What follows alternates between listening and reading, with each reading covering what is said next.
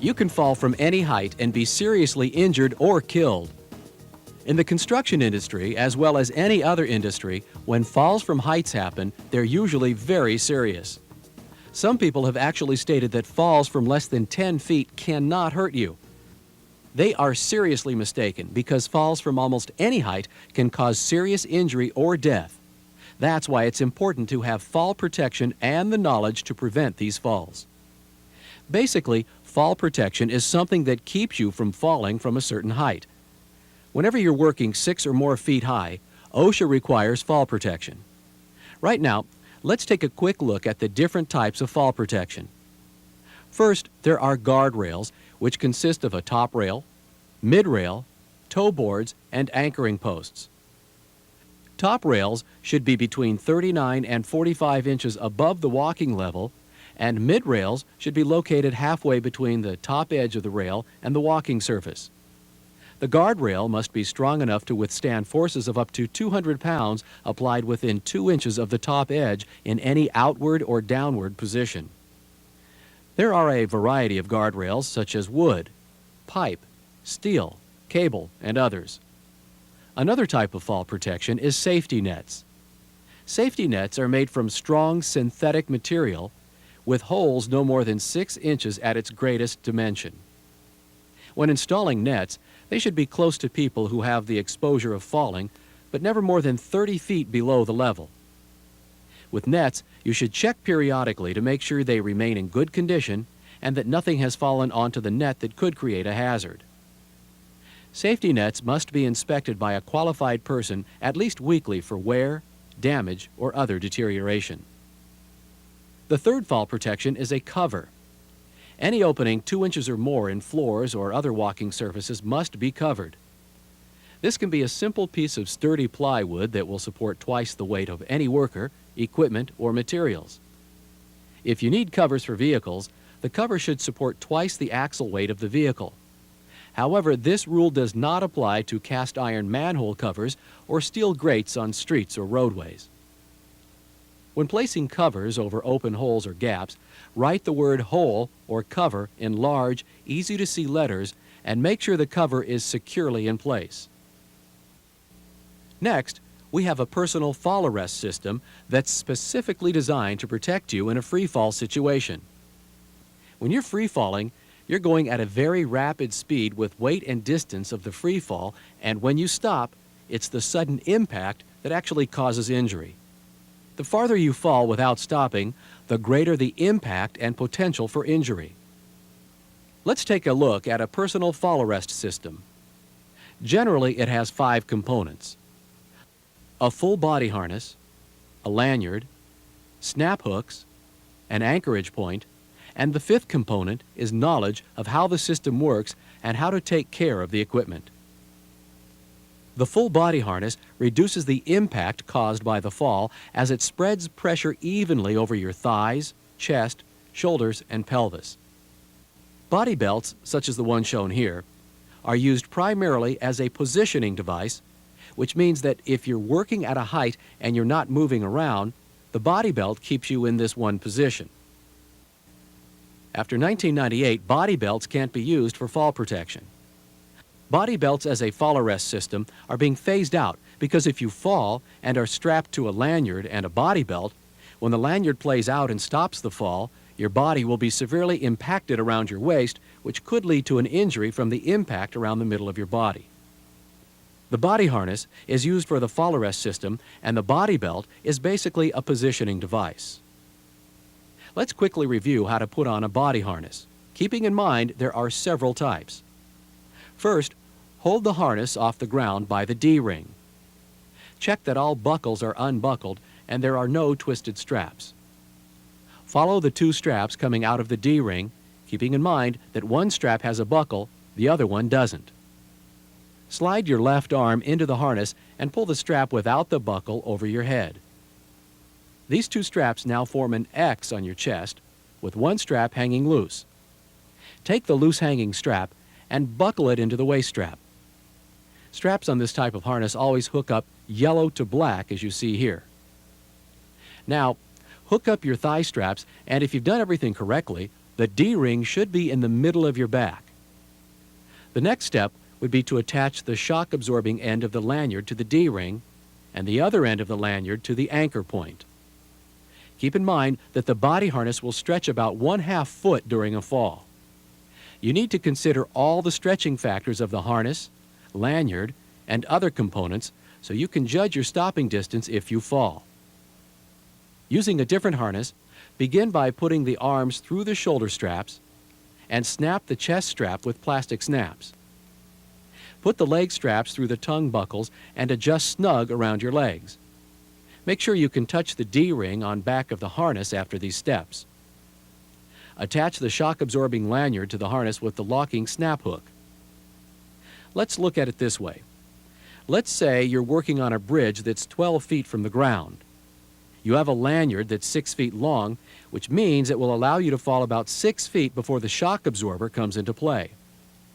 As the shock absorber comes up, it allows another 3.5 feet to play out. The body harness will stretch about 1/2 foot. Add in the distance from the D-ring to the worker's feet, which is generally about 4 feet. Adding all this up, you fall 14 feet, hitting the ground at 12 feet. There's more to it than just thinking a 6-foot lanyard will stop you at 6 feet. Many lanyards are only 3 feet because of the stopping distance required. Let's take a look at a drop test. The person demonstrating the drop test has been properly harnessed and has the lanyard attached to an anchoring device. The person drops from a height, and the harness and lanyard stretch and bring the demonstrator to an effective stop without injury. Let's look at it again. You'll notice that a safety net was used in this controlled situation for additional safety. On job sites, appropriate and properly secured safety nets can be used as fall protection. Now let's review the lanyard. The lanyard is attached to the body harness between your shoulder blades and to an anchoring point. There are different kinds of lanyards, such as nylon, polyester, cable, and rope. Shock-absorbing lanyards and rope grabs are designed to absorb most of the force of a fall. Actually, they can be called a deceleration device because they slow, then stop your fall. If the lanyard you're using has been subjected to a fall, tag out the lanyard because it can't be used again. You can tell if it has been used by inspecting the stitching on the tag. If it's been used, the stitching will be torn out. Make sure the lanyard is in good condition, without any defects, tears, or cuts, and the stitching is in place on the tag.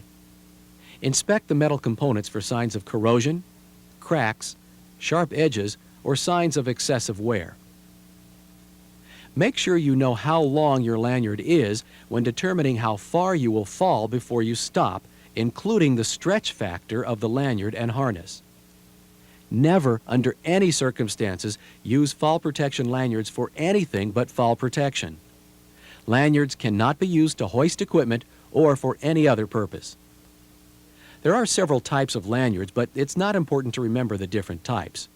Your company will choose the type of lanyard that best fits your operations. Snap hooks connect the lanyard to your body harness. Connecting is easy by just connecting the snap hooks to the D-ring on your harness. The double locking snap hooks are recommended. However, you may find some non-locking snap hooks which are being phased out by January 1998. One word of caution about snap hooks. Connect them only to the D-rings or anchor point. They cannot be connected directly to the harness webbing or other points, only a D-ring or anchor point. You should always use the proper snap hooks and D-rings of the same size and made by the same manufacturer, and always double-check the connection to make sure it's properly locked and in good condition. An anchorage point is the place where your lanyard is attached to a solid, unmovable object which can support up to 5,000 pounds. Keep in mind that you may weigh only 200 pounds, but once you begin to fall, that 200 pounds can turn into a couple thousand pounds of force depending on how far you fall and the speed of the fall. Another factor in fall protection safety is the swing factor. When considering tie-off or anchoring points, if you fall, how far will you swing from side to side? This is a pendulum effect at the end of a fall. which could cause you to hit something if you swing too far. Never anchor the lanyard to a guardrail or similar object. The anchor must be a solid, unmovable object that will support you in case of a fall. When anchored, you should be able to fall no more than 6 feet before you are slowed and stopped. If your lanyard is too short for the job, you must find another good anchorage point and not try to extend the length of the lanyard. As we discussed earlier, the fifth component of a fall protection system is knowledge. Be sure to know how your equipment works, how to properly inspect all components, and if you find something wrong with your equipment, don't use it. Tag it defective and replace it before you continue. Your equipment will work properly as it's designed to do only if it's in good condition and it's used properly. Another important factor in the knowledge component is to never take shortcuts and never fail to use your equipment when you're working at a level 6 feet or higher that requires fall protection. Certainly, fall protection systems can be awkward to use, and in some cases, your company may have to resort to other methods of fall protection. A warning line system for a controlled access zone may be put into effect. This controlled access zone could mean an area where certain work, such as overhand bricklaying, where fall protection may not be feasible. A restricted entrance to this area is implemented, and there is a warning line system that uses rope, chains, or wires to keep anyone out of areas where they could fall. Of course, these areas must be properly designated with signs and lines marked with high visibility material that are easy to see. When control lines are used, they must be erected not less than 6 feet but no more than 25 feet from the unprotected or leading edge. There are exceptions to this rule when erecting precast concrete members. If you're using this system, make sure you follow the rules and warnings. Next, a safety monitoring system and competent person is another way to prevent falls. Let's examine the definition of a competent person. A competent person is one who is capable of identifying existing and predictable workplace hazards in the surrounding or working conditions which are unsanitary, hazardous, or dangerous to employees, and who has the authority to take prompt corrective measures to eliminate them.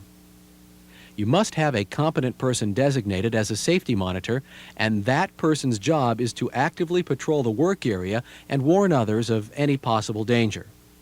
This is a full-time job, and the monitor must be able to recognize fall hazards and cannot perform other work duties. The safety monitor is a full-time job while employees are exposed. Another option is a fall protection plan. This should be used only when all else fails in situations where other options may not work. Your company will advise you when this option is used. What type of training and documentation is required? The employer is required to provide a training program for each employee who might be exposed to fall hazards. The program allows each employee to recognize the hazards of falling and shall train each employee in the procedures to be followed in order to minimize the hazard. A competent person qualified in fall protection shall explain the nature of all hazards in the work area, the correct procedures for erecting, maintaining, disassembling, and inspecting the fall protection systems to be used, and the use and operation of guardrail systems, personal fall arrest systems, safety net systems, warning line systems, safety monitoring systems, controlled access zones, and other protection to be used. Employees must be trained in their specific roles when using the safety monitoring system and the limitations on the use of mechanical equipment during the performance of roofing work on low-sloped roofs. Employees must be trained in the correct procedures for the handling and storage of equipment and materials and the erection of overhead protection and the role of employees in fall protection plans and the OSHA standards pertaining to fall protection. A written certification record must be completed with the name or other identity of the employee trained, the date of the training, and the signature of the person who conducted the training or the signature of the employer. Retraining is required when the employer has reason to believe that any affected employee who has already been trained does not have the understanding and skill required. The employer must retrain that employee. Retraining is also required when changes in the workplace render the previous training obsolete or changes in the types of fall protection systems or equipment to be used render previous training obsolete.